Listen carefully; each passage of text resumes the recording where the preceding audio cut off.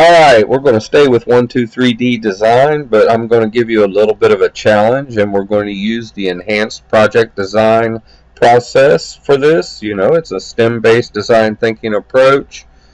Um, First step, if you recall, is that you need to become an expert in the topic that you'll be working with. So let's go ahead and give you a clue as to what you'll be doing. You're going to create a piece of dollhouse furniture for, an end user or a client.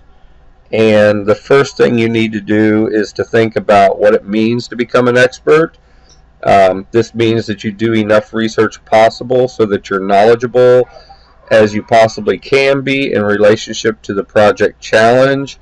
And skimping in this step lessens your chances at meeting the requirements of the project challenge, and it also means that you'll have to go back and forth a lot to try to find clues as to what might went right or wrong. It's just best to think about anything you can possibly think about and learn about it before ever meeting your client or learning about the full details of the challenge. If you gain enough knowledge that you can answer who, what, why, when, where, and how for the challenge, then they'll look at you as an expert because you are an expert. So before we jump over and do our research, let's think about what that means. We're going to do a piece of dollhouse furniture. What do you need to know? Why do you need to know it? What types of furniture do you find in a dollhouse? Are dollhouses all built the same, or are they on different scales?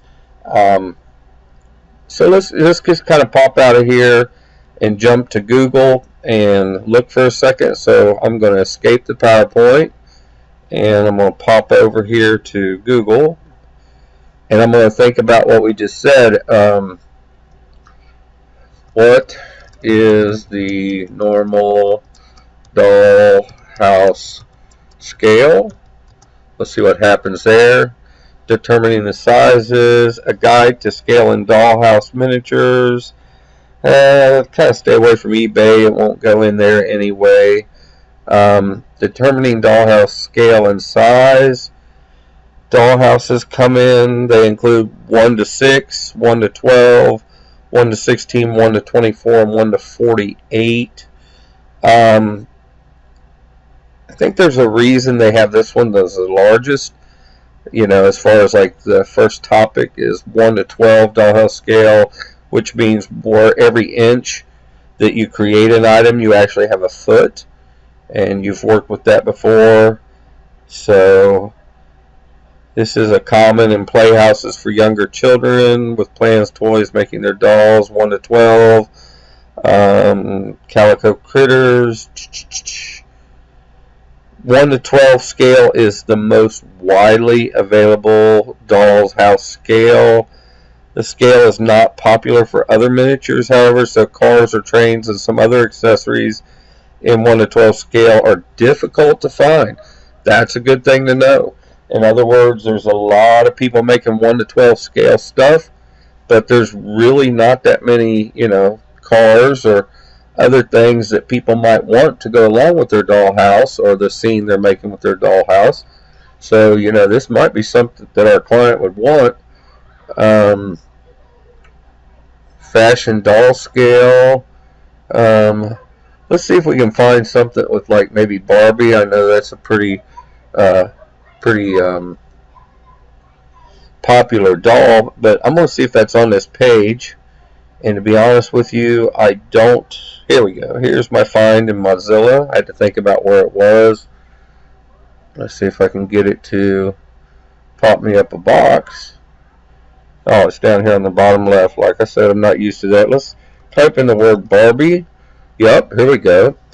Items in 1 to 6 scale, also known as play scale or fashion doll scale, are sized to fit with common fashion dolls such as Barbie or military action figures, maybe like G.I. Joe, stuff of that nature. So this would mean for every 1 inch, you would have 6 inches if you wanted it to be equal to the size of a Barbie. So, these are things we should know, and you should be taking notes. The way I might do that would be to go up here, and scale is common. 1 to 12 is the pretty common one, and Barbie or fashion doll scale. So I'd probably open myself up a Word document because I might need this information later on. Barbie or fashion doll scale equals 1 to 6. Most common doll house scale is 1 to 12. Really hard to find automobiles and other vehicles in the 1 to 12 scale.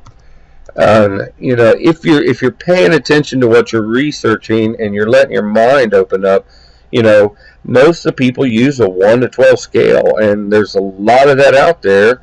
But obviously, it's really hard to find automobile parts, these types of things.